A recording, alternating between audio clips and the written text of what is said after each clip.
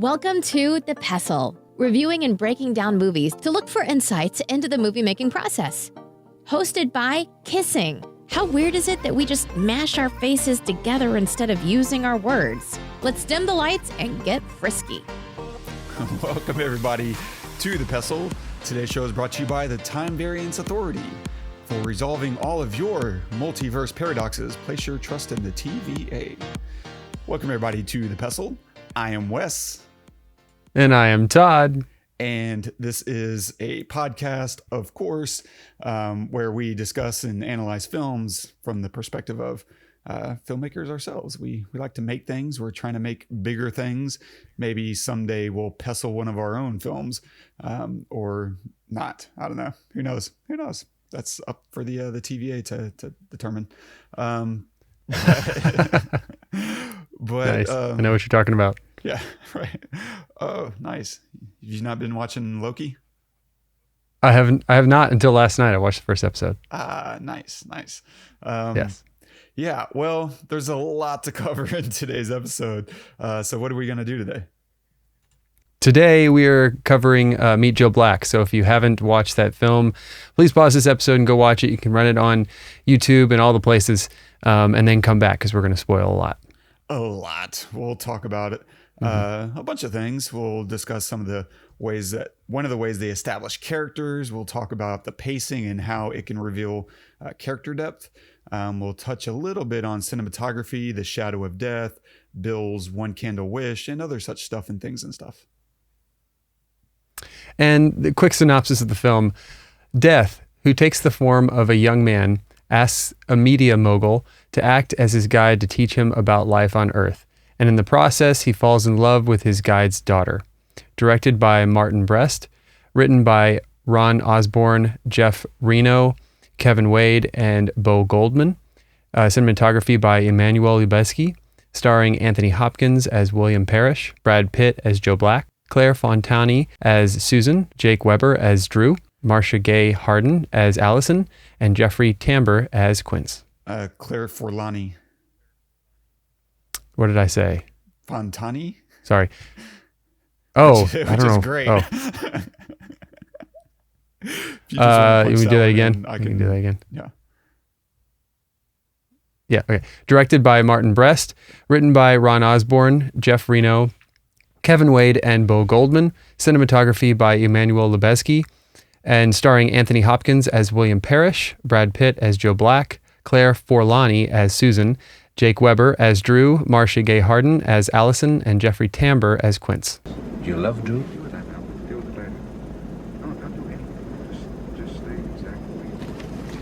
Do you love Drew?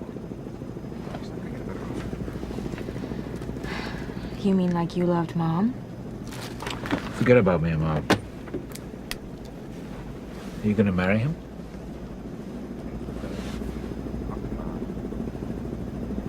Probably. Listen, I'm crazy about the guy. He's smart, he's aggressive, he could carry Parrish communications into the 21st century and me along with it. Mm-hmm. So what's wrong with that?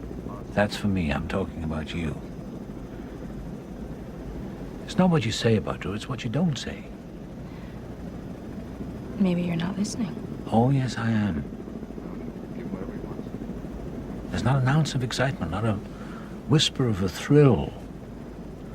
This relationship has all the passion of a pair of titmice. I want you to get swept away. I want you to levitate. I want you to sing with rapture and dance like a dervish. Oh, that's all? Yeah, be deliriously happy, or at least leave yourself open to me. Okay.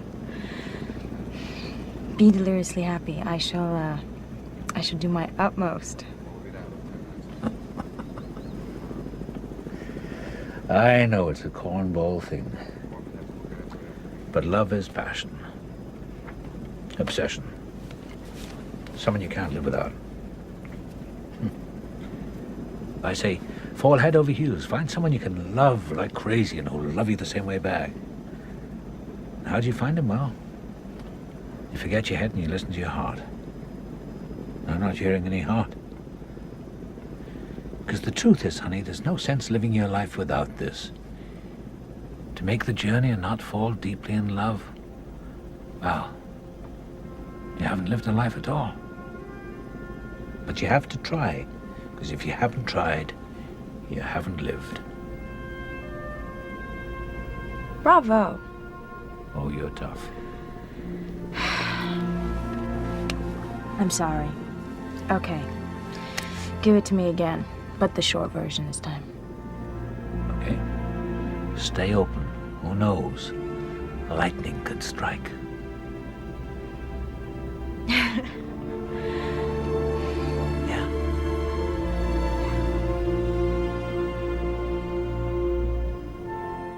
So, I mean, my God, the music alone could Yeah. just knock you down. It's amazing. Yeah. Yeah. What'd you think, man? I assume you saw this at some point in the past, maybe once or twice. But it's a 3-hour runtime, so I'm not sure it's the kind of movie that people would just queue up at a whim. Yeah. So I don't know. What is this something that works for you in terms of 3 hours of sitting and watching this thing? Yeah, it didn't feel like 3 hours. I mean, towards the end it did. It felt like, man, okay, when is this going to end, but when, and it might've been because I'd seen it before, so I knew what happened, but it kind of was like, okay, when are they going to walk off? Like, when are they going to walk off together? He's just saying goodbye for a very long time, but it really hits. I mean, I was really able to put myself in Anthony Hopkins' shoes of like, how would I say goodbye to my children if I knew I was dying? It just, he's incredible. I mean, he's so amazing in this film. Brad Pitt is incredible in this film. I mean, to be able to play that role that way, because there's so many nuances to whatever, way you're going to play death, right? Like, there's no reason for death to really get angry. And he really doesn't. There's sometimes he gets a little short or annoyed. He gets annoyed, right? But, death always wins. So he doesn't need to get angry, right? And so he never really, like, he doesn't yell, he doesn't like act out, I guess, the way that a normal human being would. It's just very practical. It's very like matter of fact. Like, this is what's happening, I did have issues with it, but I think overall the film was amazing. The acting was incredible. I love the premise. The premise is really cool, and the casting is fantastic. I love Quince. You can't help but love Quince, and it's so great. Towards the end when Joe tells Quince he's one of his favorites, it kind of makes me feel like validated, because I thought Quince was one of my favorites too, and to hear that Death loves Quince is pretty cool, and that Death is it shows an interesting progression of Death becoming a little bit more human in a way, in just some way. I loved the integration of the Jamaican woman, where we actually see Death do something supernatural, right? We see Joe do something supernatural. Otherwise, I mean, I don't really know. I think we might have talked about this. I don't really know of any other moments where I see him be Death. I see him be something other than Joe. Because most of the time I'm seeing Brad Pitt. You're not seeing Brad Pitt's character at the beginning, and that's part of the brilliance of his acting, right? He's just this, like amazingly lovable guy at the beginning, and then that's completely gone when you see him in the library with Anthony Hopkins later on. The way that they did his death scene is unbelievable. I'm going to let you speak to that, and because I know that you have some things that you want to cover about that, and the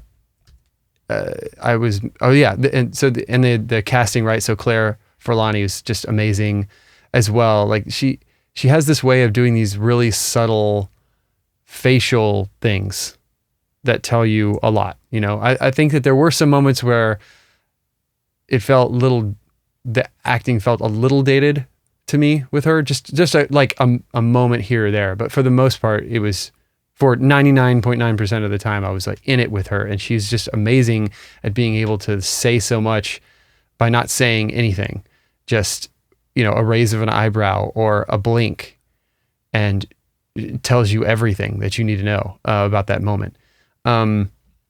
Anthony Hopkins is perfect in this role. I couldn't have picked anyone better, because there's something really mysterious about him.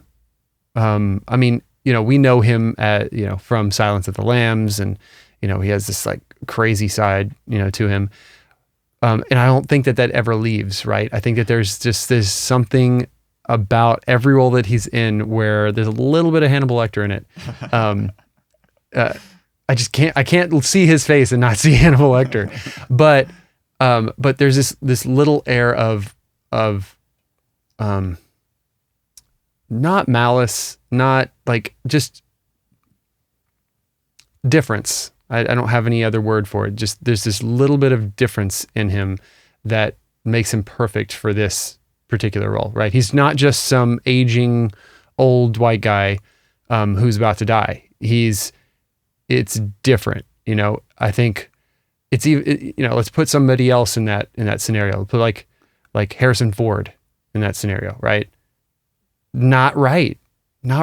You know, we'll call them the same age. They're probably not, but we'll call them the same age, right? And I don't think that, and it's not even about the acting. It's about the lack of acting. It's this like look that he has, where he's peeling you apart. Whatever he's looking at, he's assessing it. He's like analyzing it. It's all that he sees. There is nothing else. And for him to be able to do that feels very like invasive, much more so than, you know, someone like Harrison Ford or Liam Neeson or I don't know, I can't think of any, you know. It kind of reminds me a little bit of no, I can't think. I'm terrible with names, but There Will Be Blood. What's his name? Oh, Daniel Day-Lewis. It kind of reminds me a little bit of Daniel Day-Lewis in some ways, like when in some roles, right? Where he just is so into that thing, not violent, not necessarily violent, but just so pointed at one specific thing that you just can't help but be torn apart by it, right? So yes, it was a great movie. It didn't feel like 3 full hours. It felt, it felt long, but it didn't feel like 3 hours. Yeah. I would say it felt like, you know, a good solid 2.5, right? And that's doable. 2:15. I feel like it moved pretty well, you know? Yeah. I mean, I think you raise a couple of really good points in terms of, for one, there is something Anthony Hopkins just carries with him. And that goes right to the importance of casting, right? Like, there's a lot of people who could have performed that role incredibly well.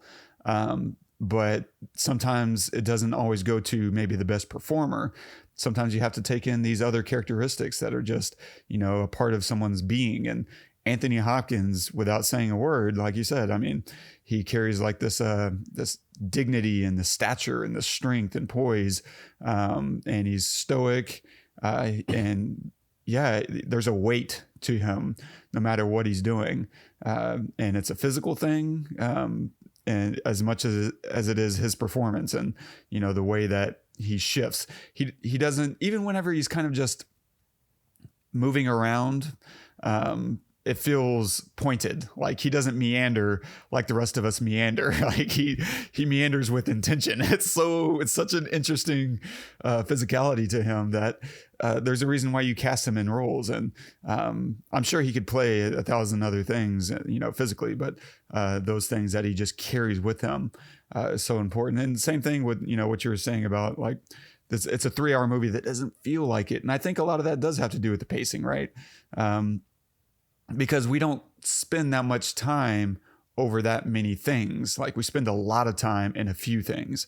And because of that, and the way they layer these sequences, like whenever Joe Black arrives, after, you know, he's at the dinner party, right? And we spend over 20 minutes just on his arrival at the dinner party that night.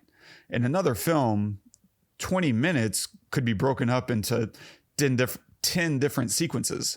Like, we're going to go here, we're going to go there, and we're just going to pop all around, and we're going to advance the plot, you know, a lot over the course of 20 minutes in a normal movie. But with a 3-hour runtime, they're like, no, we're going to really spend a lot of time with him just meeting the family, exploring the mansion, reestablishing his Brad Pitt and Claire Forlani together. Because the first time we meet them, they're two different people. And then when we meet them again, he's now a different person. And so we kind of reestablish, and they spend so much time just on Joe Black arriving at the mansion. And it's almost an hour of just him having his character arrive and become established in and of itself. So the first third of the movie is the full arrival of Joe Black. And then we still have 2 more hours to see where that goes from there. And a lot of the conflict is, because of the way the pacing goes, I think a lot of the conflict is told through social norms, right? Like sarcasm, tepid frustration, right? With especially with like Drew. And I think it's just so interesting because the pacing helps us imagine everyone's inner lives and what they're thinking and feeling. And so allowing so much to happen between the lines. I feel like they probably spent an hour just of people not talking, of us just observing humanity.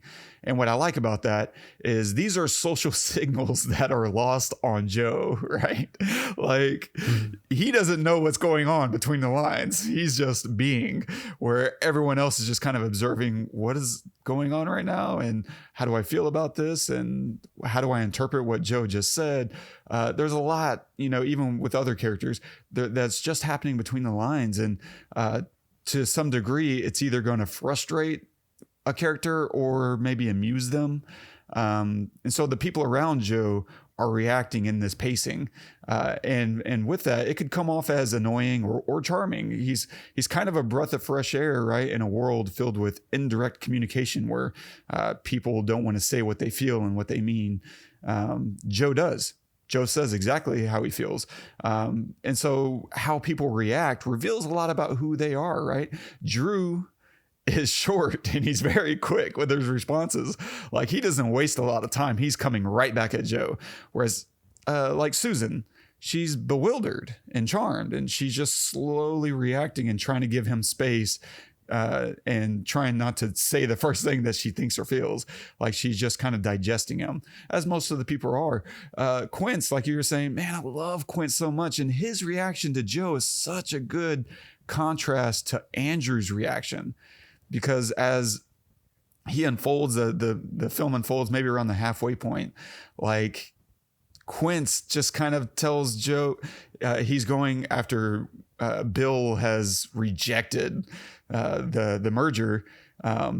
Quince catches up with them, and they're on the couch, and he's like, hey, Bill, how would you feel if I threw out some other merger ideas? I've been cooking on some things, you know, if you would just trust me a little bit. And Bill's like, well, it kind of depends on Joe. And he's like, Joe, I can't tell you how relieved I am to have you on board. Like, you're taking weight off the old man. He doesn't feel threatened. He's encouraged. And that's such a big difference, right?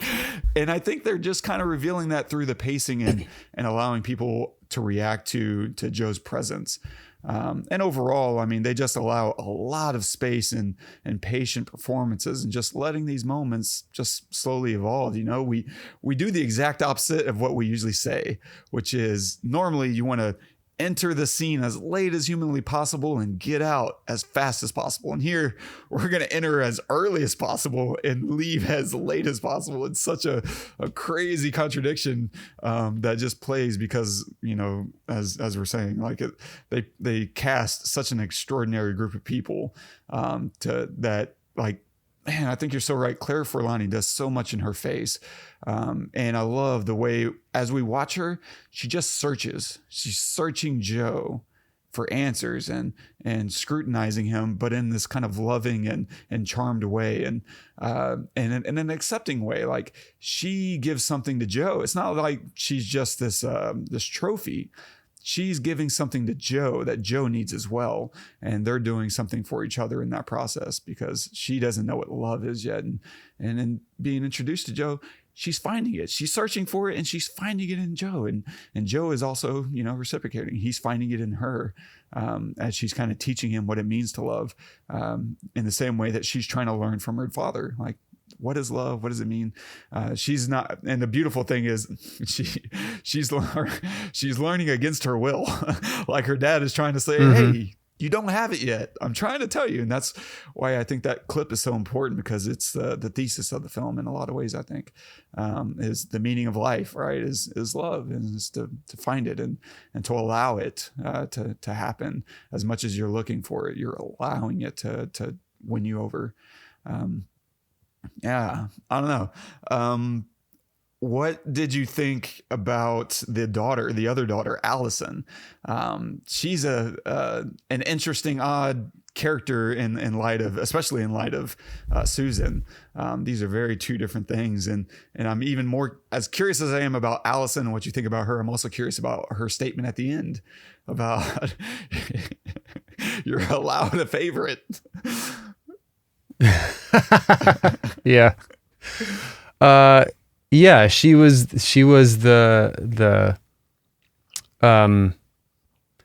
son who stayed home. She, in the prodigal son situation, she was just always there, always, ready to help, and wanted to do what she could for her father, because she loved him. And yeah, I thought she was amazing. And did you feel frustrated for her at all? Like, because you saw the way she was just really trying to, I don't know, win his approval.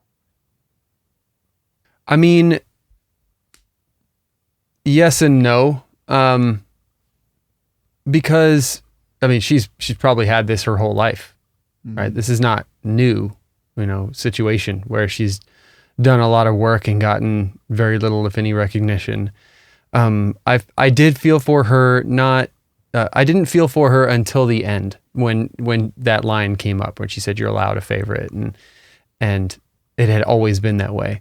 And then I felt for her. I was like, oh man, it had to be a really tough childhood, because it's one thing to be older and be able to accept something like that, but to grow up that way, to know that your little sister is the favorite and she gets most of the attention and the love, and you don't, like, that's got to be hard for a 12-year-old or a 15-year-old. So at that point, I did feel bad for her,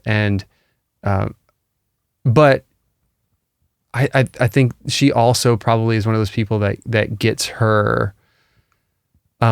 She gets the most, not from the recognition, but from the doing, right? And obviously, it's good to have recognition, but when you grow up your whole life and you don't have any, right, then you just become okay with not getting it.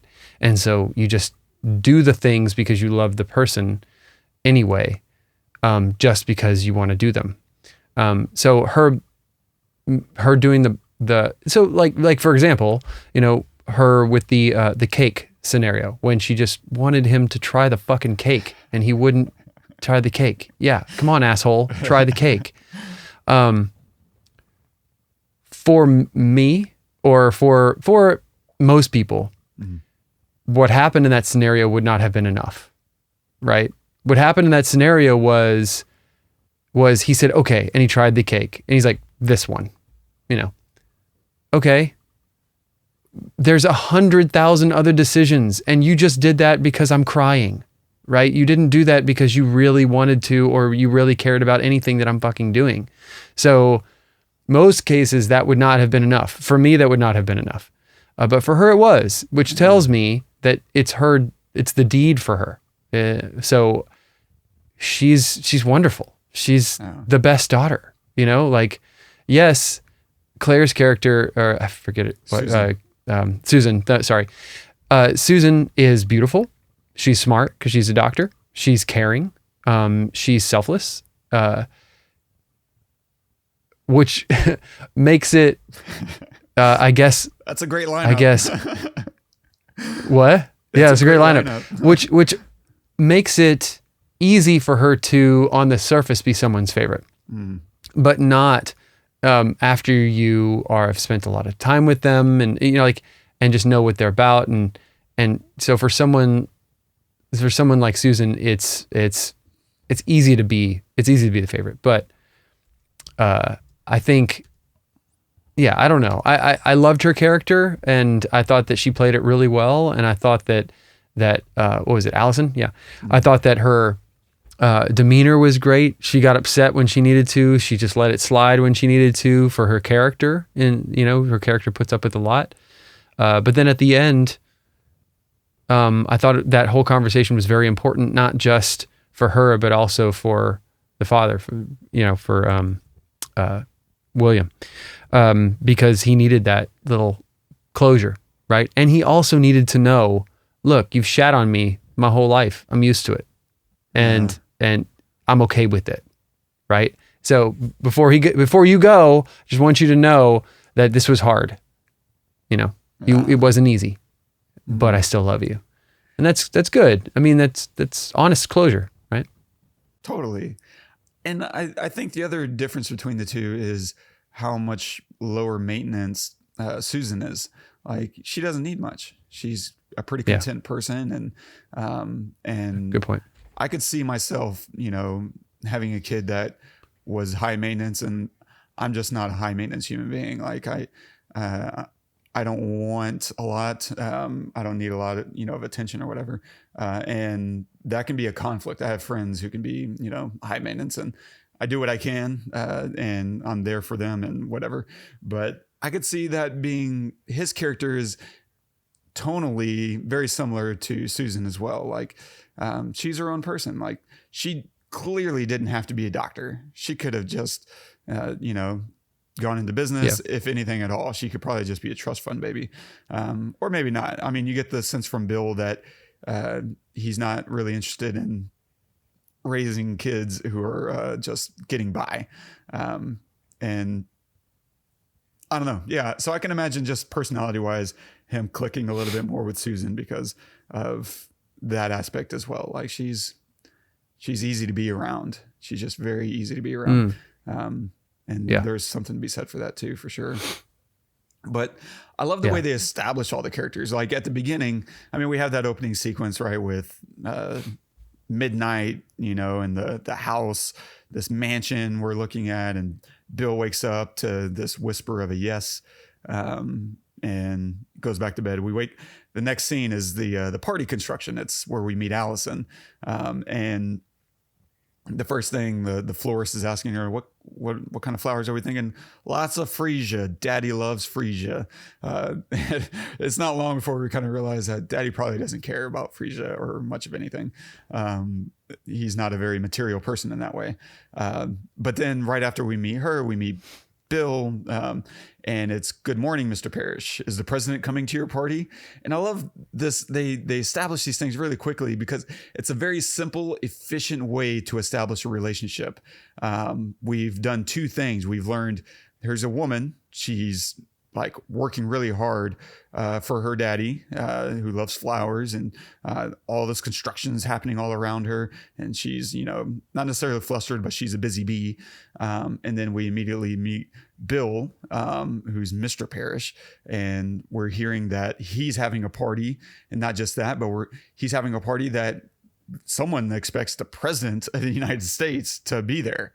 Like, and so in like 90 seconds, 2 minutes, like, we can see a number of things. Their relationship, for one, he has a daughter, and his daughter loves him, and without having to say good morning, daughter, like, we learned that's his daughter. Like, that's exposition that in most movies becomes a strained thing, but because how do you establish the relationship unless someone yells out, "Hey, daughter"? But here we established she's referencing her father. Her father's having a party. This guy's having a party. 2 and 2 makes 4. And so it just becomes this very simple arithmetic that the audience gets to do in a very fluid way.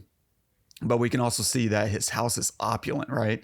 We spent the opening scene seeing him wake up in this place, so it isn't like a party rental. This is his place. And so he's rich. And that indication about the president coming to his party, right? So he's obviously very important. And even though he's obscenely wealthy and significant, right, the president, he also is not a self-indulgent diva. And because what's his response to the idea of the president? And he's like, the the president has better things to do to come to my party. Like, I'm not that special. And so he's like a grounded human being. And we see also how he reacts to his daughter, Allison, versus how he reacts to his daughter, Susan. Like, these are two very different energies. One daughter is very pleasing and looking for approval, and the other is collected and it's kind of just a buddy. It's his friend that he deeply cares about. And this dynamic carries throughout the rest of the entire film, 3 hours. And it's just an incredibly efficient opening 90 seconds. Like, we learn and feel so much so quickly. Tonally and with these characters, who they are in relationship to each other. Like, that's just a very brilliant and oddly efficient, establishment, because in theory you have 3 hours, you can build all this later, but they decide to, like, we're going to very quickly establish who everybody is and their relationship dynamics. And that's just freaking beautiful. And they move right from there, they move into kind of the thesis moment, the scene that we played, that clip, the soundbite, the helicopter ride, where William is setting the thesis of the meaning of a good life. What makes a life worth living? And of course, it's love. He has all this stuff. He's riding in a helicopter to work. Like, that's not, some of the wealthy people we know don't do that. And like, this is just another level of wealth. And yet his view of the meaning of life isn't money. Like, he's talking about something else. And of course, we even hear that later on in the film, where what's Bill ask? I'm going to look it up here because I wrote it down. Bill gives Joe Black, like, I don't know, $50, $100, I don't know, a wad of cash basically. And he's like, you know about money, don't you? And Joe Black's response is, it can't buy happiness. And it's right in line with, yeah. And of course, Bill's response is, yeah, he's more annoyed with death, but he's also kind of agreeing, because that's literally what he's telling his daughter. Is like, man, happiness is something else. A good life is something else. And we're establishing this thesis. And then right after that, like, bang, bang, bang, she goes to the cafe before work and she meets the charming man. And that's just kind of what I labeled him, the charming man. And we hear him first, which is interesting because we hear the charming man first in the same way that Bill hears death first before meeting him. So we're kind of tonally meeting both of these guys before we actually see them. And of course, Susan overhears the charming man. He's this caring, enthusiastic guy having this conversation with Honey, whoever his Honey is. He really cares about him. And he's telling his Honey to not give up and stay in school and do all the things. And then we meet him and he's just so alive and he's challenging. Even Susan's being challenged by this guy. Like, and he's like, you agree? Really? Why? He doesn't just let her agree and get off the hook. And she's just kind of flustered a little bit. And she's like, I was just being agreeable. Like, I don't know. And he's like, well, I don't know. This is just what I think. This is my view about the world and what a good life means. And why wouldn't I give up something to be with the woman I love? She's taking care of me. I want to take care of her.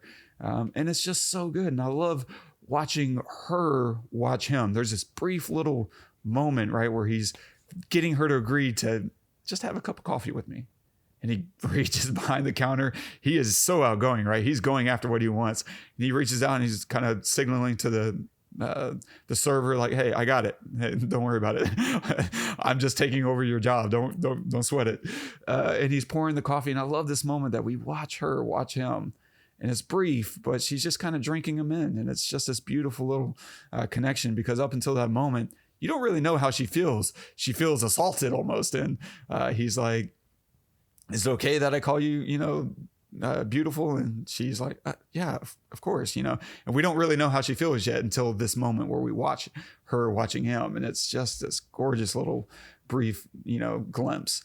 And he's perfect. He's very different. He creates a great contrast to Joe Black. And it's so important, right? He's certain, he's confident, he's inquisitive, he's fast, and he's also sensitive. And this whole scene, this whole encounter is one of the most important scenes in the entire film, because we need to remember who he really is and also that we want him to come back. We're upset that he's dead, and we are excited to come back. And because at the end of the day, we can't really like Joe Black more than him.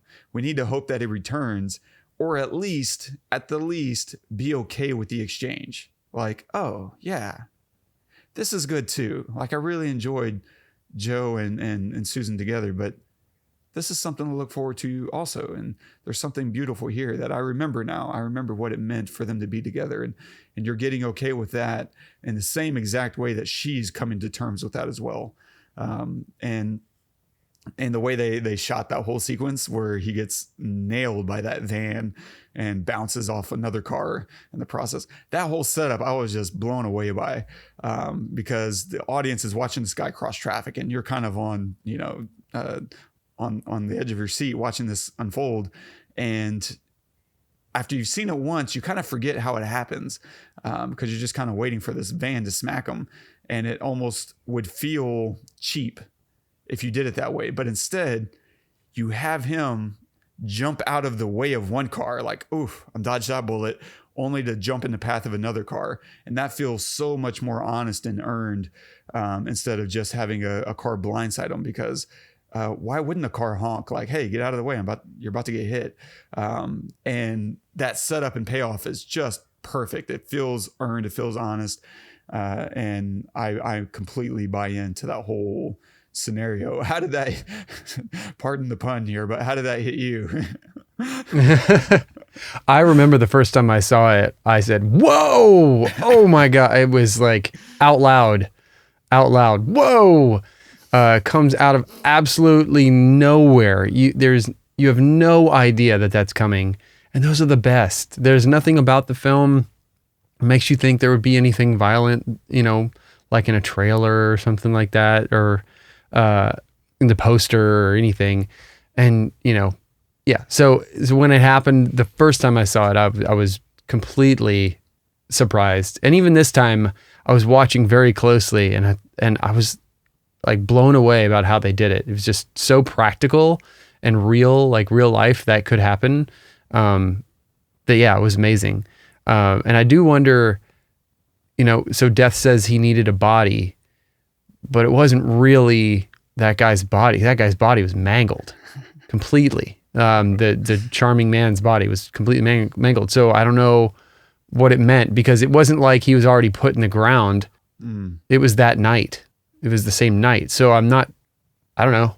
Maybe he's just, because the guy's dead, he can use a version of his body. I don't know. But that was strange to me. But yeah, that whole sequence was incredible. I mean, that whole sequence of them staring at each other, or not staring at each other, like walking away, like super famous scene. There are some scenes that, like between a couple, like two people that are timeless. And I think that that's one of them. And it says so much about how we operate, sometimes out of fear, sometimes out of uncertainty, sometimes out of like, fear. And that's what that was. That was a little bit of fear on both of their parts. And that ended up being, well, not inevitably the downfall, but in the interim, the downfall, right? Between them getting together. So, yeah, it was amazing. True. And he flies off the screen. And I thought this was an interesting, subtle thing, but he flies off the screen right. And later on, when we finally meet Joe, he enters back from the left. And so it's almost like a continuous kind of movement from him exiting one thing and entering another. And I thought that was just a simple, but also fundamental cinematography rule. Like, you have a character exit one side, you have them enter the other side. And that creates a visual continuity. And I just thought, that's interesting. You know what else I noticed about the scene, because I watched it again, is when he's looking back at her, you see medics in the background. Oh, wow. Which is, I mean, if you're watching it, you're just like, oh, these are just medics that happen to be in the scene, like whatever. But, when she's looking at him, she's seeing the busy street, she's seeing people crossing, cars crossing, and other people walking, and buildings. When we look at her, we don't see a bunch of cars. I mean, we do see some cars, but we see medics standing outside their ambulance talking to each other, which is interesting. It's like a little foreshadowing, That thing. is interesting. I didn't even notice that. Good catch, man. Yeah, well, it was the second time I watched it that I noticed. I didn't notice before. Yeah, you start looking around. Yeah. Same thing happened to me. We'll talk about the candles in a little bit, but I finally kind of noticed, oh, they're doing something here. But when he does come back, like we've been talking about, there's such a heavy contrast in performance and personality between the charming man and Joe Black. And of course, Joe Black is curious. He's direct. He's childlike, right? He's in a lot of ways, the polar opposite. Now, that's the one similarity that they both have is a certain amount of directness.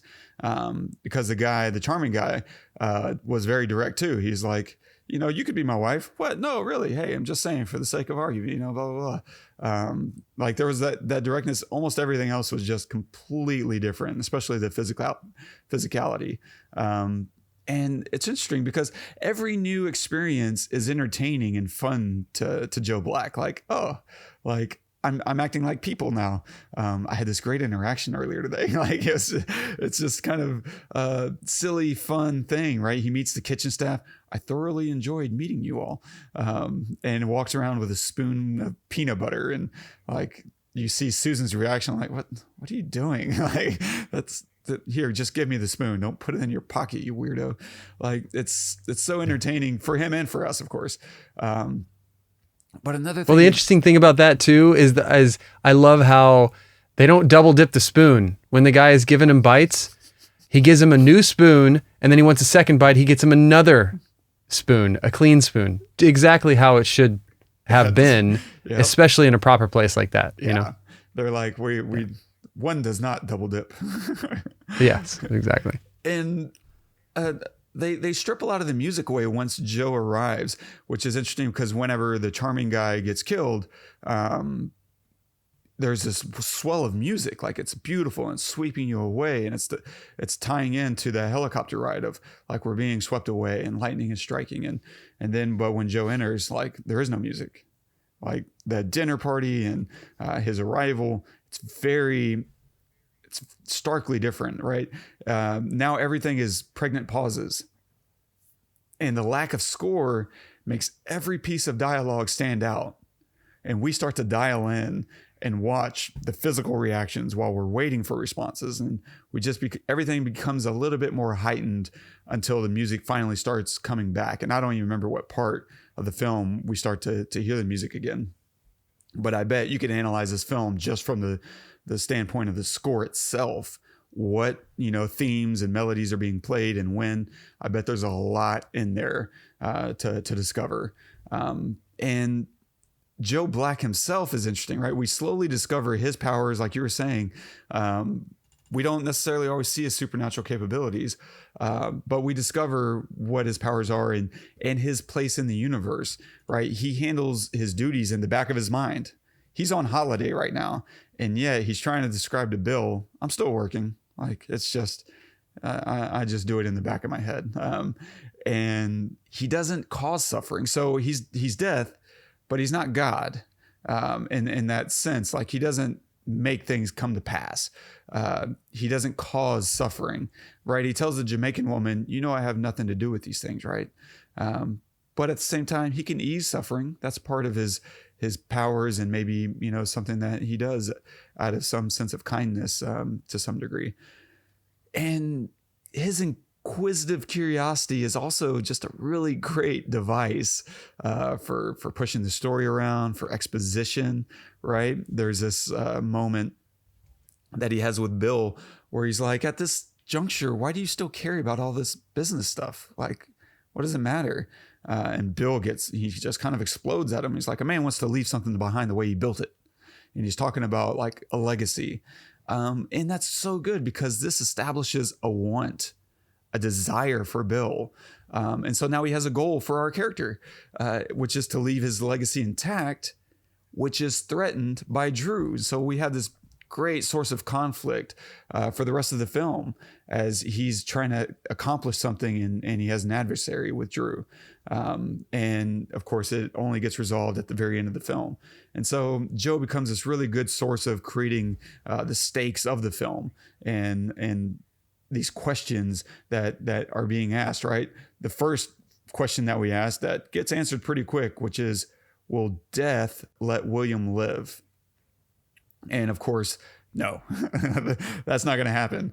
And that, I think that's really well done because he asks him this thing like, how about giving me a break? And death is like, an exception? There's one to every rule. Not this. And it's great, right? This line happens right after Bill saves Joe from stepping into traffic.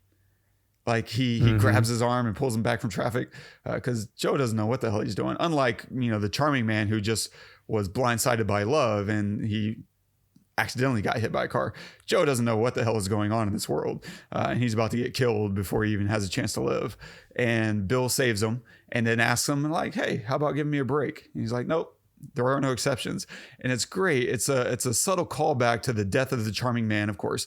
But it's also foreshadowing that death will actually make an exception. And the exception is going to be the charming man who died in traffic. And so it's nice. He's creating a lot of stakes in the film. And so we answer that question pretty quick. Death is not going to let William live. But there's a lot of stakes. Can William cope with dying, right? Has he lived a good life? And so he's kind of asking himself this question. There's a question of, will his family be okay? And will Andrew or Drew get away with destroying Bill's company? Can death, and some of the biggest questions, the stakes, can death learn to be human? Can he be compassionate and selfless? In a nutshell, can death learn what it means to love? Because if love is what happiness and having a good life is all about, can death experience what it means to be a human through the act of love and being loved?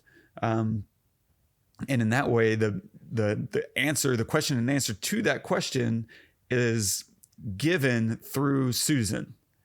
Will death let Susan stay, or will he take Susan with him? And that is ultimately going to answer whether or not death can learn to love or not. And there's this great little moment. Why did you ask me, Joe? Bill is having this conversation with him at the end, right? Where death comes to his office as Bill is struggling with all kinds of things. And he's saying, I'm going to take Susan with me. And he's like, why are you asking me this? Like, you can do whatever you want. Why do you care? And there's this beautifully lit moment where Joe walks to the door and there's this light, this blasting light that's casting this shadow onto the door. And if you watch the other scenes at the end of the film in that location, none of the other scenes are lit that way. Like, we have Joe coming and going. We also have Quince or Drew who comes in later. They don't light the scene that way. And it's an odd lighting choice, but that big light casting this soft shadow right onto the door is our first real look at death. I think it's him. And maybe it's our only good look at death at the door. And it's symbolic, of course, of the shadow of death himself, right? Death is at the door. And we're getting a perfect look as well as death. Death is, for him, he's looking into the mirror.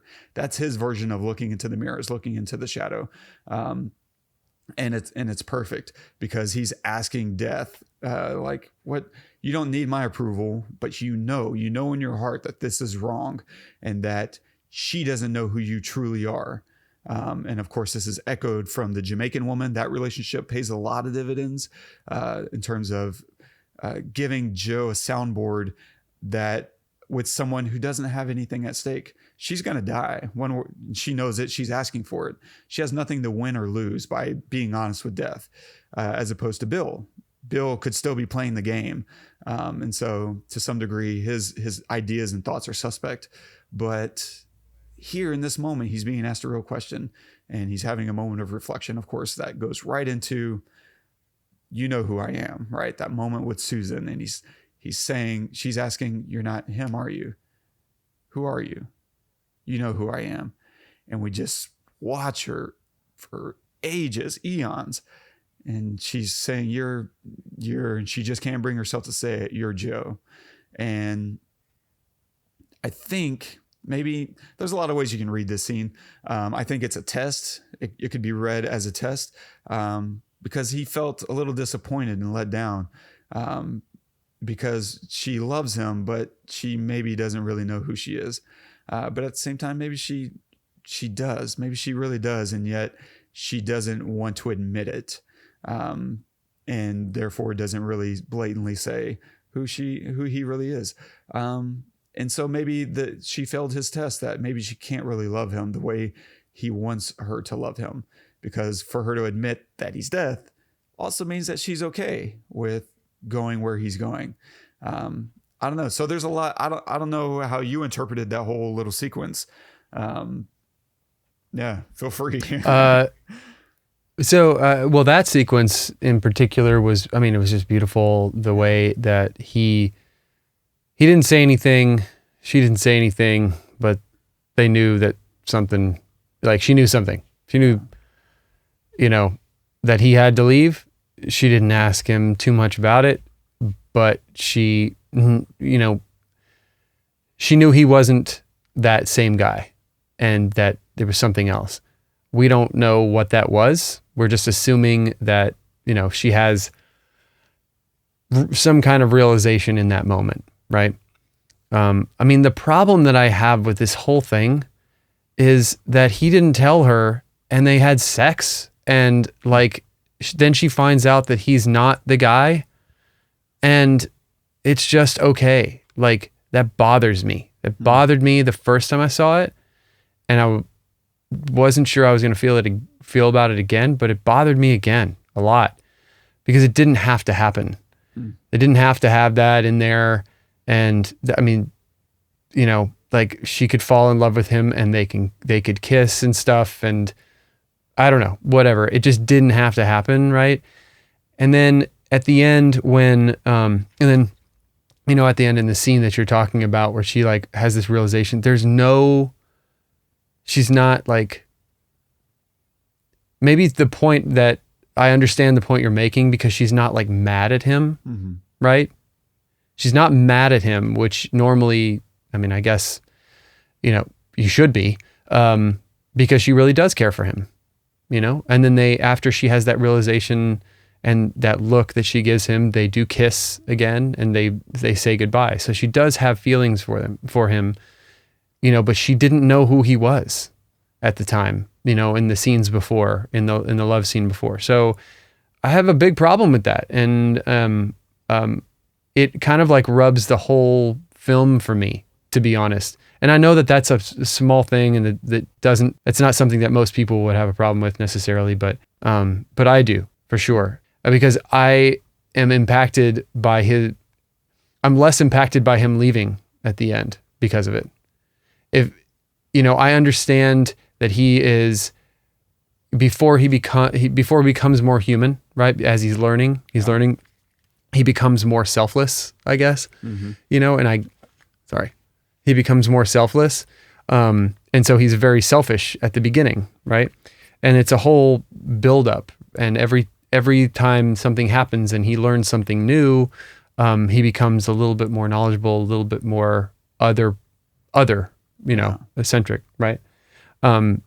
But they can show that in so many different ways, right? They show that with the Jamaican woman, when he gives her relief finally, when he shows her where she's going to be going the first time he meets her, and then later on he gives her relief by letting her die, or taking her, or however you want to say it. Anyway, yeah, that scene I thought was so beautifully shot. It's super close up. There's very shallow depth of field. You see every single wrinkle. They hang on the characters so much. I forget her name. Yeah, Claire and Brad's characters so much, Joe and Susan, and they just let it breathe. And so many times I think that, maybe as a filmmaker, you're thinking, okay, I want to cut out all the fluff, and I want to make, I just want to make this my movie, and I want to make it as succinct as possible. And that's a great goal, right? But when you have such personal moments like this hanging on them and letting them be, letting the life like come through the screen and the viewer like live it with them in real time is pretty awesome. Yeah. And so it was just an incredible scene for me. Yeah. Agreed. Yeah, I love the way they lit that. I mean, it's the side lighting, right? It's soft, it's big. I love their big eye lights that they have in there. Most films go for much smaller eye lights, and we were talking about that, and I love it. I love a big eye light. I think it just adds a lot of life. Can you explain what that is? Yeah, so an eye light is that it's the highlight. It's the white part of a reflection in someone's eye. And normally you can do this a number of ways. It could either literally be like a small light that sometimes they'll just shine into an actor's eye line so that you can see it bounce into the camera. And this creates a speck in someone's eyes. And you can use this in 1,000 different ways. You can use it to create like an emotional look in someone's eye, depending on where you place it, how big it is, the quality of the reflection. Or you can make it look, like someone's goo goo gaga over someone, right? Lovey-dovey eyes, much like in this film. And so there's a number of ways to do it. You can also just use like a big white bounce board, and it's just a white reflection in someone's eyes. And so it's 1,000 different ways. And in this case, like they had these really big eye lights at the bottom of their eye. It's this big rounded one, especially in hers. Hers is almost taking up her like half her eye at least. And I feel like they put this big bounce board right behind him so that we could see this big, it's almost like she's looking at the tunnel of light. Like if you look really closely into her eyes in that scene, he's backlit in her eye. It's this big circle, and it's like the tunnel of light, and it's like death is sitting in the tunnel of light. And you can see his silhouette in that eye light. I mean, again, you have to look really closely into it, but I think if you think about that in relation to the conversation they're having, she really does know who he is and that he's death. Yeah. He's either revealing herself to him, or she's just truly able to see who he is because of their connection together. And it's beautiful. It's reflected in her eye light. And his eye light is a bit smaller than hers, but still relatively large. And it's just beautiful. I don't know. I like that kind of stuff. Yeah. No, that stuff that's amazing. Like before you told me that, I had never even considered that. And now I see it everywhere. Oh yeah. Like that. I feel like that is one of those differences between, a really unnoticed, well shot film and a poorly shot film. Like it's not something that that you say, oh, I like their eye light. I've never seen that. I've never seen it, and now I can't unsee it. I see it in everyone, like all of these shots, like. In this movie in particular, obviously because it's very focused on that, but like you just see it in everything. But even on TV, I notice when it's not there now. It's really interesting. And if you use it intentionally, you can create like anger or deadness in someone's eye, which we're working on a project that's how I want to use it. We were in the garage whenever I was like talking about it and trying to show you. Could you see it whenever I was like moving my hand to try to cut out some of the eye light versus in it? Like it's funny because you can create it anywhere. Like, and I do this a lot whenever I'm just hanging out with people, I'm kind of looking at their eye light and where it's coming from, the quality of light as they're sitting somewhere in a restaurant, like, oh, there's this yellow cast on their back shoulder. Oh, where's that coming from? Oh, it's this lamp. And so that's just, I don't know, part of loving cinematography. I'll never really be a full, like, I'm never going to be a movie cinematographer. I do it in, for projects on my own, and I get hired out to do it. But I'll never be a Emmanuel Lubezki or Roger Deakins. Like, I know that, and I'm okay with that to some degree. But at the same time, I still love it. I'm obsessed with it, and I want to know what I want and how to communicate with if I have a DP on set or if I just want to create it for myself. So it's fun. I enjoy it. And it's that's awesome. It's so much. Yeah. But there's another thing that they do in this film, cinematography wise, that I wouldn't say I fully understand it. I'm just going to throw it out and let people chew on it. And I don't know, maybe Todd will have his own idea. But at the very end, so I noticed something watching it the second time through. And I was like, I don't know what they're doing here. I'm just going to make a note of it. And at the very end, Bill gives his speech at the party. And it didn't pop out to me, but I just made a note of it. And it was one of those things that every once in a while, my notes will speak more than I catch while watching the film. I won't piece it together until I'm looking at my notes. And Bill makes a wish for everyone, right? There's one candle sitting on top of his cake. And he's like, I'm going to break tradition, right? And I'm going to tell you what I'm wishing for. My one candle wish is that you would have a life as lucky as mine. That you could wake up one morning and say, I couldn't want anything more. And I thought that was beautiful because if you return back to the dinner table at the beginning of the film and even throughout the film, they're having these dinners with his family. And if you look at it, Bill at the beginning has one candle. And every time we're looking at him, he has one candle in his frame. Everyone around the table has kind of this one candle. And then after Joe arrives, he suddenly has two candles. They keep framing him with two candles in his frame. And to me, it's interesting because at the beginning, his one candle is at the left. It's at the top left of the frame. And then when he gets these two candles, now they're on the right. And it's like a before and after, like he's nearing the end of his life. And everyone else has one candle except for Bill and Drew, actually. And I don't know that I don't know that I know exactly what they're trying to communicate here. But to me, it seems like Bill has gotten a second candle. He got his lucky life that he wishes for everyone and is maybe getting a second one with his brief life extension. Or maybe it's an indication of the life he's moving on to. He's getting a second life with death, and maybe it continues on into the afterlife. I don't know. But Drew also is interesting because maybe him getting a second candle is an indication that he's living a double life, right?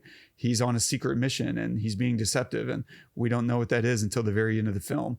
And so it's just very simple, subtle cinematography thing that they're doing that I think is interesting. I don't necessarily know what they're trying to communicate, but it's fun.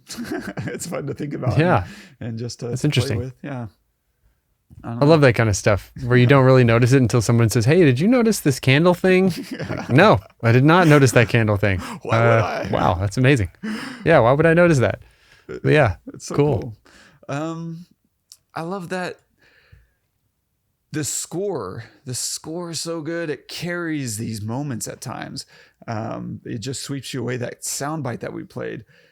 I mean, that's a good scene without it. I think that's a really, really good scene without it. But with it, man, it really does just, I drift away with the characters and I do feel swept away.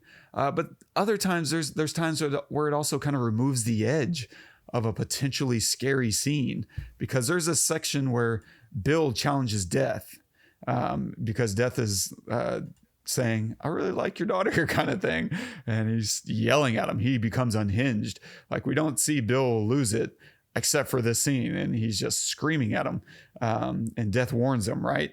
And the thing is, when Death gives you a warning, that's a little bit different from any other human being. Because Death is, like you said, he never has a reason to yell or get mad. And so if he's going to do something, he's just going to do it. And it's not going to come with, hail and brimstone. It's just going to be done because he can and he wants to. And so in that, we don't know if Death is serious or not, or how far he's going to take his warning. But the music lightens the tone and lets us know that there's no imminent danger. Everything's going to be fine. They're just having a spat. Yeah. Anyway. Awesome. That's all I got. Did you like the musics? I loved it. I thought it was amazing. Like, there's a handful of films where I can say, man, the music really made this. And actually there's a lot of films where I can say that, but this one is just, it's weird because it's not iconic. I can't tell you what it was. I can't tell you what it sounded like. I mean, other than that it's symphonic. Yeah. I can't tell you, a specific, I know that there was a motif that was rolling through it, huge, but I don't remember it. What?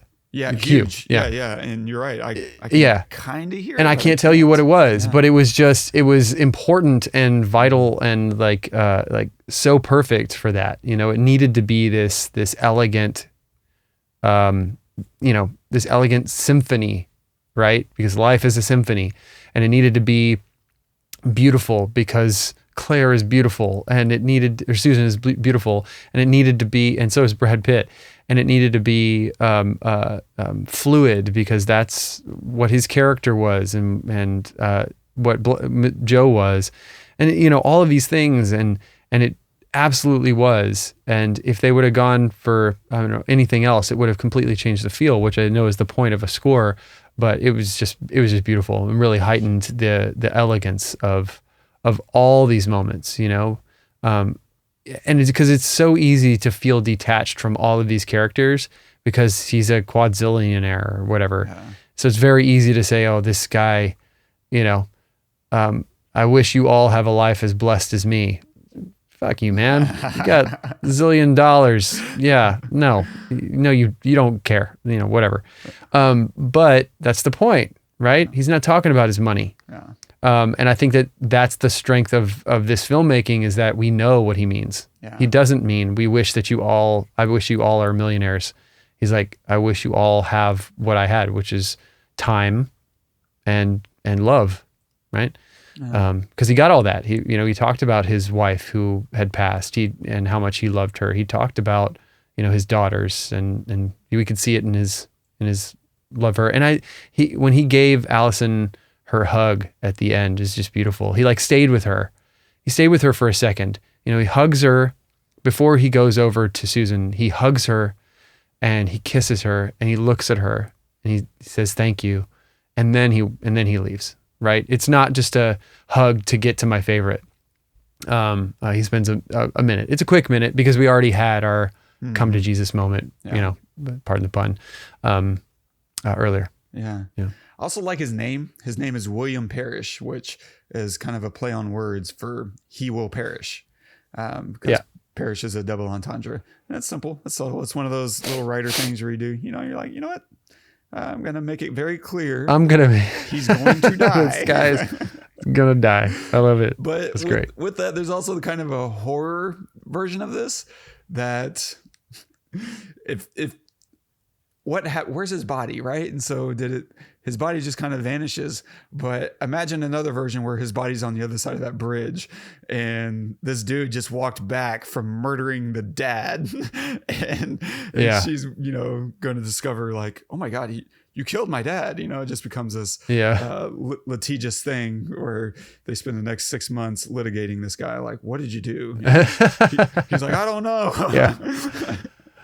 I love that. But no, beautiful film. Really enjoyed it. I'm trying to think if there was any other little offbeat random things. No, it's fun. There's not a lot of 3-hour dramas. There's very few. Yeah. I did using that tool that I sent you yesterday. I was like, I'm just curious now how many 3-hour dramas there are. So I did a minimum runtime of 175 minutes, which is like 5 minutes shy of 3 hours.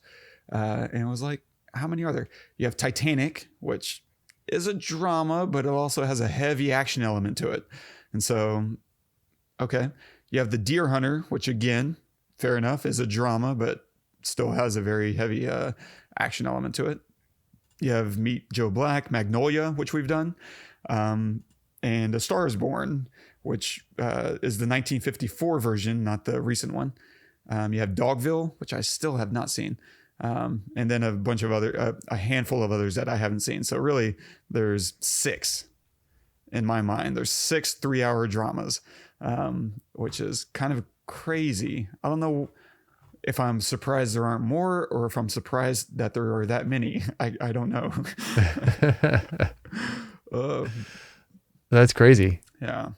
So I'm surprised there aren't more, to be honest. Yeah. I feel like that there's something in there, right? Like, right?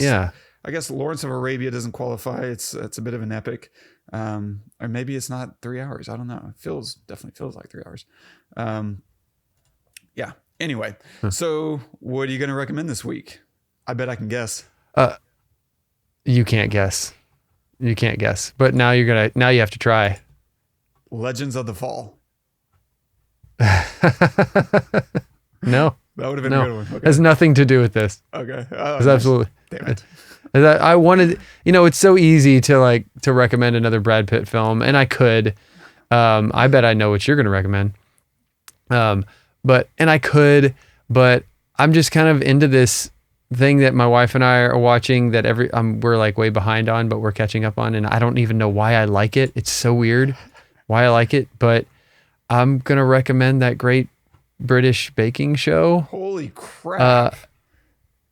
Yeah, it's like way left of center. I know. Please But tell me the reason why. I'm curious. why, because for some reason it's addictive, and I don't even like I don't like cooking shows, and I don't like shows like this normally. All the stuff in the US that they do like this, I don't like them at all. But for some reason, I don't know why. Maybe because they're all British and they make things that I would never, like, there's a lot of stuff in there that I would never see, and I would never taste. And everything looks so good. And I'm watching it with my wife. And so whenever I get a show together with her, for some reason, it just feels better to watch, because she doesn't watch a whole lot. Yeah. So I know it's really weird, but that's just what I'm into right now. So I'm going to recommend that because I didn't care about it before. And then I watched a couple episodes and I thought, wow, I kind of want to keep watching this. So I heard someone describe it as it's a show where everyone is genuinely rooting for everyone else. Yeah, that is great. That is a really good way to put it, because we just finished the season and I forget which one because we're going all over the place. We're not watching first to the end. We're like all over the place. We just finished this season, and this one guy, and I'm not going to tell you what, who he was, because I don't want to ruin it for you. But this one guy, I just couldn't stand. I was like, this guy, he's like shitting on himself the entire time. I don't know. He's not like, he just needs to go. And he won the whole thing. And by the time the last show happened and they were doing the last showstopper, I looked at my wife and I said, oh my God, I want him to win so bad.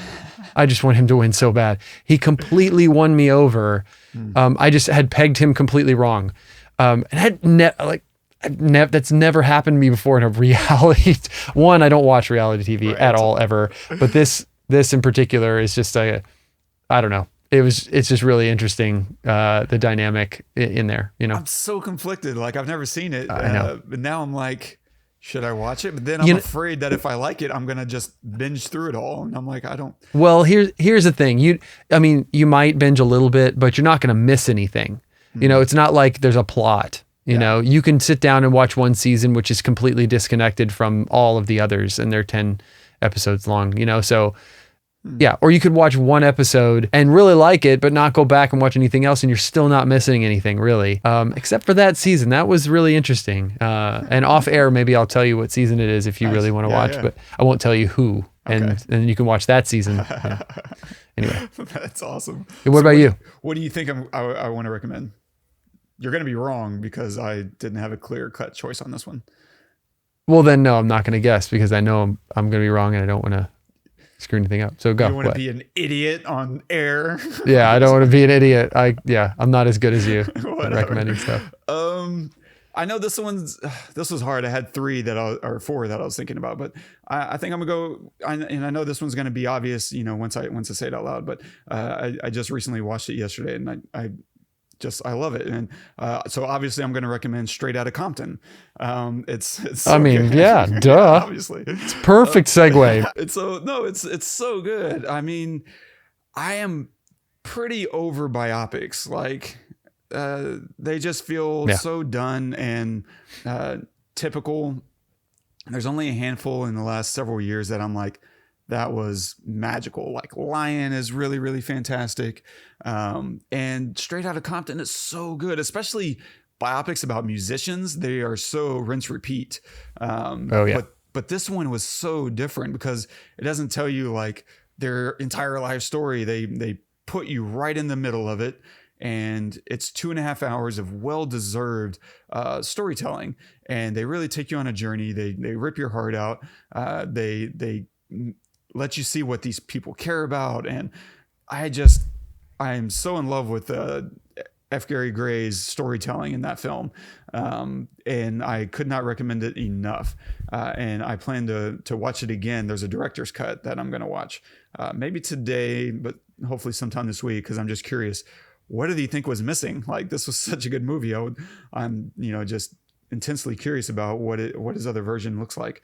And so I plan to do that. So yeah, check out Straight Outta Compton, and you'll find trailers to both of those, Great British Baking Show and Straight Outta Compton, which go hand in hand. I mean, that's the perfect 1-2 combo. You got to be interesting in these recos, bro. You can't just, recommend just anything, right? Right? We can recommend anything, so why not? Why not? Leave me alone. Leave me alone. Stay tuned. Next week, we're going to cover an old classic sports film called Rudy Rudiger. So check that out. We'll take a look at that and see what's going on with it. And if you're enjoying the show, please feel free to subscribe, drop us a review on iTunes. Leave us a note if you want us to cover a movie or a topic, or just say hi and, that you're digging the show. That stuff is always deeply appreciated. And if you want to comment on this episode, feel free to do that at thepestlepodcast.com/meetjoeblack. And our quote of the day that we're going to leave you with is from Benjamin Franklin. Well done. Many people die at 25 and aren't buried until they're 75. Oh, God. Amazing. It took me, I had to read it twice to get it, to be honest. I was like, what? Wait. Oh, I get it. I get it. You just kind of forget to stop living sometimes. And I think we all do it. I mean, I was having a conversation with one of our listeners, Alex, and I was just talking about, I get complacent. Like, I'm on the one hand, I am chasing my dreams, but at the other hand, I have found myself getting complacent at times. And this year has been kind of me trying to kick against the grain as much as possible and just like break these shackles that I've kind of put on myself, because I've been a full-time filmmaker for 9 years now. And that was a hard choice at the time to decide to not be like in the corporate world anymore. It was safe. It was comfortable. I had upward mobility. I could be living a very nice life right now. And I chose otherwise. I chose to live like tough, times where I'm eating lean and unintentionally, and just trying to make my dreams happen. And within that, I've gotten comfortable. And I'm like, it's time to take more risks again. Like, I've gotten comfortable with this risk that I took, and I don't want to keep doing that. And so it's time to just say, you know what, screw it. I'm going to sink or swim one more time. And if I sink, whatever, I'll get resuscitated and I'll swim again. Like, we're just going to keep doing it until I figured it out, man. I don't know. See what happens. Yeah. I'm excited to see what adventure that is and to participate, hopefully. Yes, that is the intention. Yeah. Okay. Good. Yeah. That's amazing. Got to keep living, man. Got to keep pushing. Got to keep doing stuff. Wake up every morning. The sun's going to rise. You're going to rise with it. So, you're going to let it pass you by or do something. I think about one thing I think about all the time, which is really weird. Well, maybe it's not that weird, but it just pops into my head every now and then, which is a very small thing, but it reminds me to do something when I don't want to do something, which is, for all of time, that moment was waiting to happen. For all of time, that moment waited until right then to happen, and you missed it. But you're always going to miss it. You're always, you can't be in a moment, but you can be in a minute, you can be in an hour, but you just have to, exist and recognize that. But it's that whole, it's just that, like, the whole of eternity has led to this moment right now. And that's, it's really makes me feel really small, but also very powerful, because I can do something with that. I can hug my daughter. It doesn't have to be something big. I don't have to save the world, but at the same time, I can use it for something that's going to make someone else happy, or, make myself happier, or, make something. I don't know. So yeah, this is a great quote. Benjamin Franklin. I mean, I don't know. So many things, so many quotes, so many inventions. That guy is incredible. Nice. Great film, man. I loved it. And I had a great time. This is awesome. Thanks, man. So, Same. yeah. So, like Wes said, please review us, share us with your friends, all that good stuff. Every little bit helps. And let us know what you'd like us to review. We'd love to hear your thoughts on this, so please leave them in the comments as well. Until next time, I'm Todd. I am Wes. Go watch some movies.